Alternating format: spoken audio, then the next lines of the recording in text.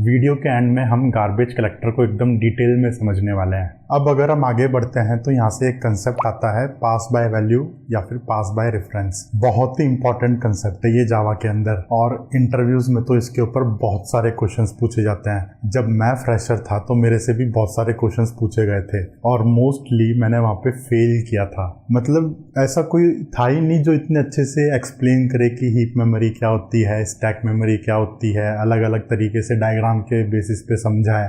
नहीं था भाई ऐसा कोई वीडियो। अगर मेरे पास टाइम मशीन होती तो मैं खुद टाइम में पीछे जाके अपने वीडियोस को देखता, पर वो कहते हैं ना, आप प्रकृति को नहीं हरा सकते। आई पर्सनली बिलीव कि time machines are not possible. आप गूगल पे सर्च करना ग्रैंडफादर पैराडॉक्स, आपको इसके बारे में और डिटेल में पता चलेगा मैं क्या कहना चाह रहा हूँ।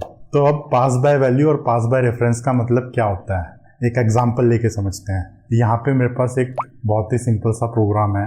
अब इस प्रोग्राम में स्टैक की स्टेट क्या होगी, मतलब स्टैक मेमोरी और हीप मेमोरी में क्या क्या चीज़ें स्टोर होंगी, ज़रा एक बार एक्सप्लोर करते हैं। सबसे पहले यहाँ पे मेथड 1 कॉल हुआ तो मेथड 1 का एक फ्रेम आ गया, ठीक है। उसके बाद वहाँ पे इंटीजर a = 10 पुश हो गया, ठीक है। फिर उसके बाद यहाँ पे एक स्ट्रिंग वेरिएबल बना और वो ऑब्जेक्ट जो बना है वो कहीं पे आपकी हीप मेमोरी में बना हुआ है, और उस ऑब्जेक्ट का जो रेफरेंस है वो आपके स्टैक में पड़ा है, मेथड 1 के स्टैक में पड़ा है आपके। फिर उसके बाद यहाँ पे मेथड 2 को कॉल किया गया, और जब मेथड 2 को कॉल किया गया तो वहाँ पे इन दोनों वेरिएबल्स को मेथड 2 में पास कर दिया। तो अब यहाँ पे क्या होगा, सबसे पहले यहाँ पे मेथड 2 के फ्रेम को पुश किया जाएगा, ठीक है। उसके बाद यहाँ पे जो इंटीजर a है ना, a की वैल्यू को तो एज इज उठा के पास कर दिया जाएगा आपके मेथड 2 में, मेथड 2 के फ्रेम में। फिर उसके बाद जो स्ट्रिंग वेरिएबल है, स्ट्रिंग वेरिएबल का आपको रेफरेंस पास किया जाएगा यहाँ पे मेथड 2 के अंदर। हीप के अंदर एक स्ट्रिंग का ऑब्जेक्ट है,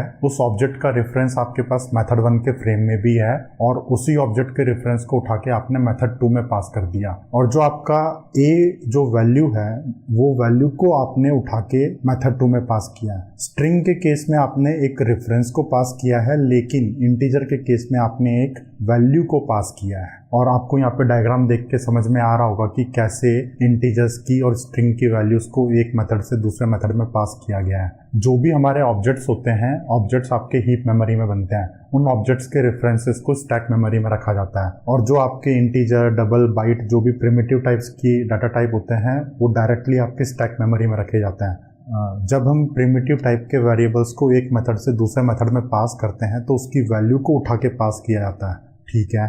लेकिन जब हम ऑब्जेक्ट के रेफरेंसेस को एक मेथड से दूसरे मेथड में पास करते हैं तो वहाँ पे रेफरेंसेस को पास किया जाता है। यहाँ पे दो अलग अलग रेफरेंसेस आ जाएंगे आपके पास, लेकिन वो दोनों के दोनों रेफरेंसेस आपके सेम ऑब्जेक्ट को पॉइंट कर रहे होंगे हीप मेमोरी के अंदर।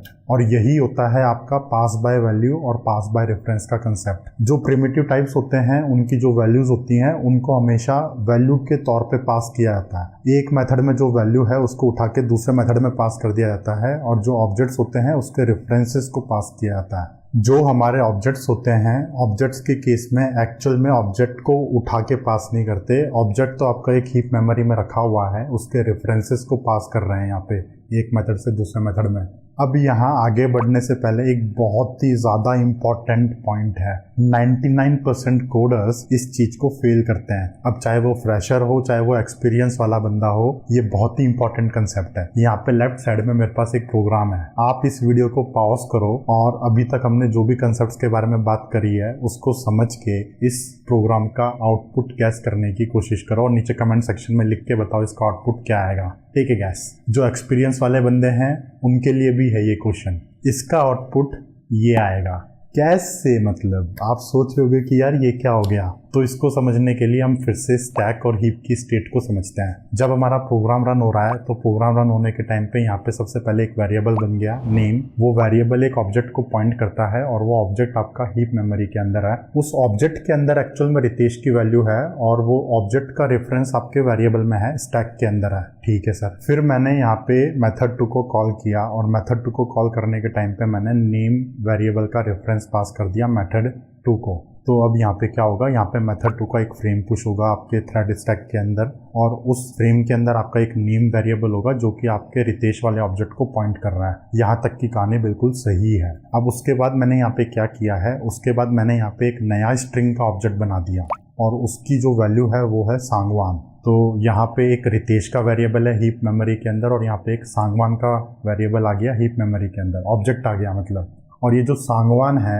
इसका रेफरेंस आपने मेथड 2 के अंदर नेम को असाइन कर दिया। तो यहाँ पे एक्चुअल में हुआ क्या, यहाँ पे एक्चुअल में जो मेथड 1 है, मेथड 1 के अंदर जो नेम वेरिएबल है वो आपके रितेश को पॉइंट कर रहा है, और उसी रेफरेंस को उठा के आपने मेथड 2 में पास किया है। और मेथड 2 में रेफरेंस को पास करने के बाद आपने उस रेफरेंस को ओवरराइट कर दिया, और आपने यहाँ पे एक नया स्ट्रिंग का ऑब्जेक्ट बना दिया। और अब जो आपका यहाँ पे नेम वेरिएबल है जो मेथड 2 के अंदर है वो आपके सांगवान को पॉइंट कर रहा है। तो यहाँ पे आपके पास 2 स्ट्रिंग के ऑब्जेक्ट हो गए इस तरीके से। फिर जैसे ही मेथड 2 ने एग्जिट लिया, मेथड 2 के करस्पॉन्डिंग जो भी फ्रेम था उसको हटा दिया स्टैक से, तो यहाँ पे मेथड 2 के अंदर एक नेम वेरिएबल था वो रेफर कर रहा था सांगवान को, वो हट गया पूरा का पूरा, और वापस से हमारी कॉल आ गई मेथड 1 के अंदर। मेथड 1 के अंदर जो हमारा नेम वेरिएबल है वो अभी भी रितेश को ही पॉइंट कर रहा है, तो वहाँ पे आपको लास्ट में रितेश प्रिंट होगा।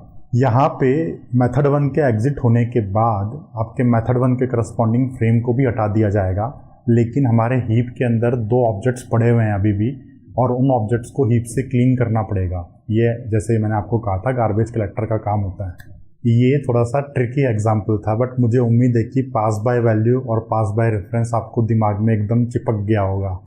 अगर इसको लेके कोई भी डाउट है तो एज़ यूजुअल आप कमेंट कर सकते हो, मतलब आपको किसी ने रोका नहीं है कमेंट करने के लिए। नीचे कमेंट बॉक्स में जाओ, कमेंट करो।